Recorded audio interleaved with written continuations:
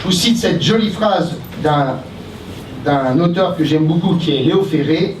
Elle était belle comme la révolte, elle s'appelait Imagination. Eh bien, comptez sur nous pour en faire notre devise en 2011.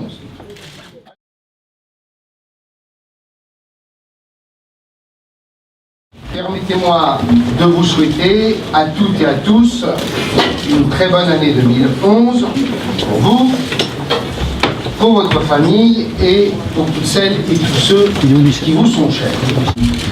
Une page est tournée, la rédaction d'une autre commence. Je vous rassure, je n'ai aucune gueule de bois, aucune nostalgie, aucun ressentiment de ces 3 années et demie. Aucune épreuve. Je suis tout entier tourné vers cette nouvelle année avec un immense appétit d'expression, de projets et de rencontres. Je suis heureux d'avoir retrouvé ma liberté de parole. Et malgré un débat sur l'identité nationale qui n'a pas grandi notre modèle républicain, malgré celui sur les Roms qui a troublé nos repères et notre image extérieure, malgré le bouclier fiscal qui est vécu comme injuste, d'autant qu'il n'a rien réglé sur les délocalisations de patrimoine, eh bien, en dépit de tout cela, nous avons été solidaires de l'action du gouvernement et de la majorité, car le temps est à la construction. Mais s'il y a eu un temps pour la construction et la reconstruction de notre parti, il y a maintenant un temps pour le projet. Il y a eu un temps pour la solidarité et il y a désormais, monsieur le maire de Deauville, un temps pour l'indépendance. Il y a eu un temps pour la discrétion et il y a désormais un temps pour l'expression. Je crois profondément qu'il faut se rendre à l'évidence que notre pacte social, reposant notamment sur notre creuset républicain, assimilateur et intégrateur, a vécu. Qu'il faut repenser notre pacte social avec une grille de lecture radicalement différente. Je pense qu'aujourd'hui, chacun d'entre nous, chacun d'entre vous, vit dans un certain nombre de tribus, en fonction de ses racines, en fonction de son métier, en fonction de ses passions, en fonction de sa foi. Certaines de ces tribus s'inscrivent d'ailleurs dans les réseaux sociaux, c'est des réseaux comme Facebook. Ces tribus, elles sont visibles physiquement aujourd'hui dans la ville. Il suffit à Paris, à peine à quelques stations de métro d'écart, de le constater physiquement quand vous sortez à la station métro Château d'Eau ou à la station de métro Marseille. Mais on peut aussi le vivre au sein même de façon beaucoup plus indirecte et beaucoup moins transparente. Quelle est aujourd'hui la communauté de destin entre la retraitée agricole à 600 € par mois dans la Creuse et le consultant vivant la globalisation heureuse à 600 € de l'heure. Et ce pacte social, selon moi, pourrait être bâti sur une nouvelle articulation reposant sur 2 piliers que je voudrais vous décrire rapidement parce que c'est un sujet que je crois profondément important. Le respect des principes généraux et des valeurs qui fondent la République et que la République fait respecter avec la plus grande intransigeance, sans aucune concession, comme par exemple la laïcité, l'égalité entre les hommes et les femmes, le maintien d'un certain nombre de solidarités collectives ou encore le suffrage universel, source de tout pouvoir. Donc un premier pilier, le grand cadre général qui fixe notre vie collective. Et un deuxième pilier qui est la reconnaissance du rôle des tribus comme facteur de cohésion sociale et de médiation. Et le rôle du politique, mesdames et messieurs, dans ce cadre-là est double. D'une part, garantir le cadre collectif, fixer les principes et les valeurs, gage de notre cohésion, et qui fondent notre fierté d'appartenance à une communauté nationale. D'autre part, faire en sorte que ces tribus vivent en harmonie et de façon apaisée, et surtout,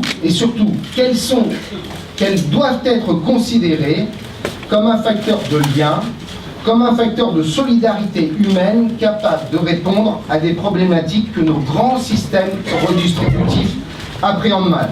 C'est pourquoi, selon moi, il faut redonner un nouveau rôle et un rôle majeur aux corps intermédiaires, aux associations, aux fondations, aux syndicats, aux branches professionnelles, aux systèmes coopératifs et mutualistes. Et je vais prendre un exemple, le débat sur les 35 heures.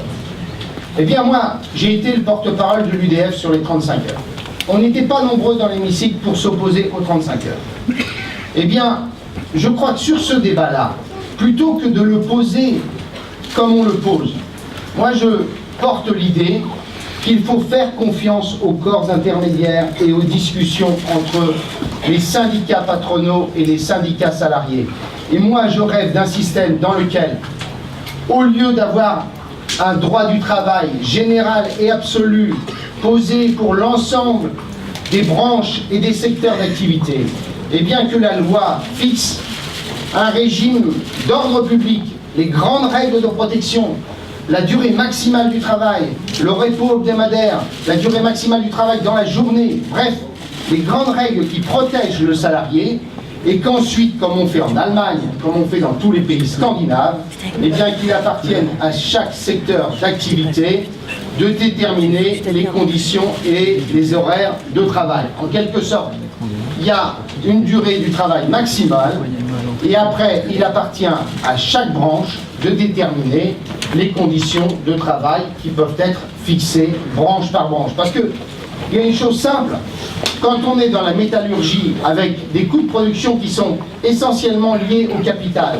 et que vous êtes dans le tourisme où les coûts de production sont essentiellement liés au travail, on voit bien qu'entre les deux, eh bien, il faut qu'il y ait des dispositifs qui permettent à chaque secteur de pouvoir répondre à la demande économique. Eh bien, plutôt qu'un débat, la loi à 35 ou la loi à 39, considérons que la loi fixe des règles d'ordre public qui protègent le salarié et donnons à des syndicats puissants, salariés et patronaux, branche par branche, le soin de fixer les conditions du travail dans chaque secteur d'activité. Voilà, à mon sens, une autre approche qui fait appel à l'intelligence de la société plutôt qu'à une approche verticale sur le sujet.